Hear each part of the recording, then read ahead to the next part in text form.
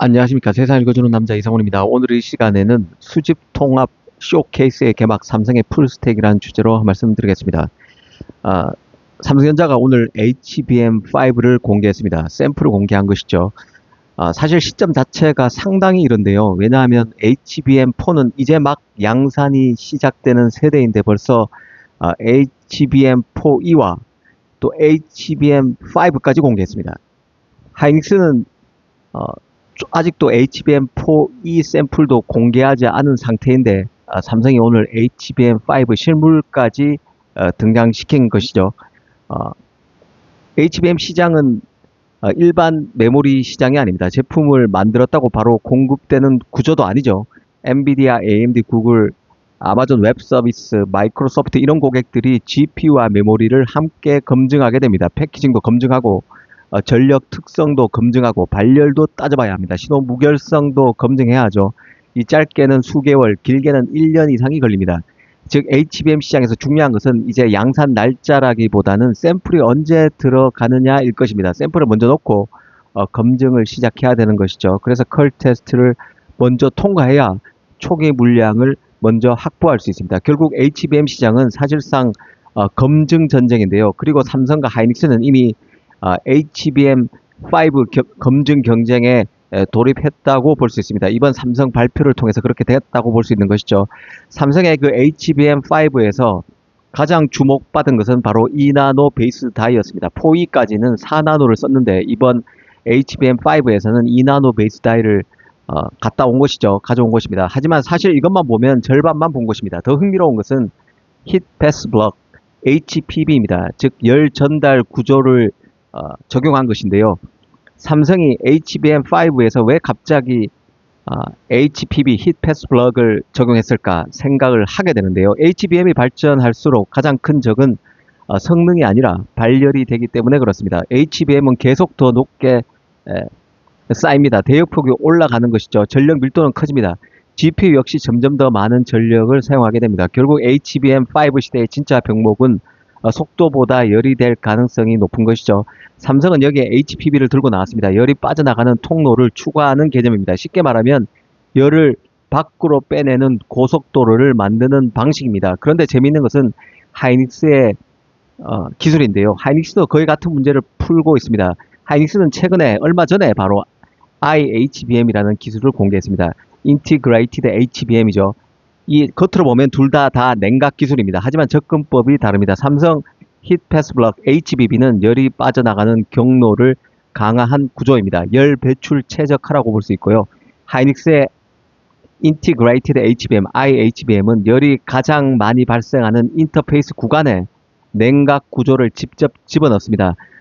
열 발생원 자체를 관리하는 방식입니다. 비유하면 삼성은 고속도로를 넓히는 전략이고 열이 빨리 빠져나가게 만드는 것이죠. 하이닉스는 교통체증이 생기는 교차로 자체를 손보는 전략입니다. 열이 생기는 지점을 직접 관리하겠다는 것이죠. 그리고 여기서 중요한 사실 하나 있습니다.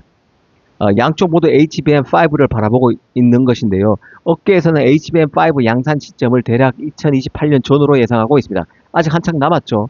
그런데 왜 지금 공개할까 생각을 해보게 되는데요. 역시 답은 앞서 말씀드린 대로 검증입니다. HBM5는 단순히 메모리가 아니라 2나노 베이스 다이, 차세대 열관리, 새로운 패키징 구조, 새로운 인터페이스 모든 것이 바뀝니다. 고객 입장에서는 미리 테스트해야 할 필요가 있는 것이죠. 공급사 입장에서는 미리 자리를 잡아야 합니다. 그래서 지금 공개되는 HBM5는 사실상 미래 물량 확보 경쟁이라고 볼 수 있을 것입니다. 그런데 여기서 또 하나 흥미로운 질문이 등장하게 되는데요. 이 하이닉스 같은 경우는 HBM4E에서 어떤 베이스 다이를 사용할 것인가 하는 점입니다. 삼성은 HBM4E에서 4나노 베이스 다이를 하는 것으로 확정했고 샘플까지 공개했지만 지금 하이닉스 같은 경우는 HBM4E에서 어떤 베이스 다이를 사용할 것인지도 사실상 확정되지 않은 상태입니다. 지금 업계에서는 관측이 구구한데요. TSMC 3나노 활용 가능성도 거론되고 있습니다. 하반기에 나오는 HBM4에서 삼성은 4나노, 그리고 하이닉스는 TSMC 12나노를 적용했죠. 그래서 TSMC 12나노 9세대 공정을 적용하다 보니까 속도가 느린 단점이 나타났기에 이번에는 삼성보다 더 치고 들어가기 위해서 TSMC 3나노 활용 가능성이 나오고 있습니다. 하지만 공식 확정된 것은 아닙니다. 오히려 현실적으로 보면 고민거리가 생길 수밖에 없다는 생각이 드는데요. TSMC 3나노 공정은 사실상 AI 전쟁터와 같습니다. 애플, 엔비디아, AMD, 브로드컴, 마벨, 미디어텍 같은 AI ASIC 업체들이 다 몰려 있습니다. 만약 HBM4E가 전량 베이스 다이를 3나노를 사용하게 되면 HBM 생산량이 늘어날수록 TSMC 공정, 첨단 공정 사용량도 늘어나게 됩니다. 문제는 비용입니다. 하이닉스 입장에서는 비용이 많이 들게 되고 TSMC 입장에서는 수익성이 낮은 HBM 베이스 다이를 만드는 것보다는 AI ASIC 칩을 만드는 게 더 나은 것이죠. AI 칩을 만드는데 3나노를 할애하는 것이 TSMC 입장에서 더 낫습니다. 이런 문제 때문에 하이닉스 입장에서도 고민이 커질 수밖에 없습니다. 베이스 다이의 첨단 공정을 활용해서 HBM4에서 속도에서 뒤졌던 삼성과의 경쟁에서 다시 앞서 나가야 되는 입장이지만 사실 비용 부담이 너무 큰 것이죠. 그래서 지금 시장에서는 고객별로 하이닉스가 노드를 나누는 방식을 쓰지 않을까 하는 얘기가 나오고 있습니다. 최상위 AI 서버용은 3나노, 일부 고객용은 다른 노드를 쓰는데 이른바 노드 2원화 또는 3원화 전략입니다. 아직 확인된 것은 없지만 충분히 검토함직한 시나리오라는 게 개인적인 생각입니다. 바로 이 지점에서 삼성 HBM5의 의미도 달라진다고 생각하는데요. 삼성이 공개한 것은 단순한 HBM5가 아닙니다. 2나노 베이스 다이, HPB, 그리고 첨단 패키징 이 세 가지를 하나로 묶었습니다.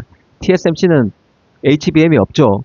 하이닉스는 최첨단 파운드리가 없습니다. 하지만 삼성은 메모리도 있고 파운드리가 있어서 베이스 다이도 직접 만들 수 있고 패키징도 가능합니다. 즉 HBM이 많이 팔릴수록 삼성의 파운드리 공정률도 공정 가동률도 훨씬 더 높게 잘 돌아가게 되는 것이죠. 패키징도 잘 돌아가게 됩니다. 삼성 내부 생태계가 확실히 원활하게 움직일 수 있다는 뜻입니다. 메모리만 잘 팔려도 HBM만 많이 팔려도 파운드리 가동률이 좋아진다는 것이죠. 그래서 이번 발표의 핵심은 HBM5에서 베이스 다이를 2나노에서 만든다는 것도 중요하고 힛 패스 블럭, HPB, 인티그레이티드 HBM의 하이닉스의 열 처리 기술에 대응하기 위한 HPB도 중요하겠지만 삼성이 진짜 보여준 것은 반도체 풀스택이라는 생각도 듭니다. 메모리, 로직, 파운드리, 패키징, 열관리 이 모든 것을 하나의 HBM 안에 집어넣을 수 있습니다. 삼성 입장에서는 이게 자기 유일한 의사결정으로 가능하다는 얘기죠.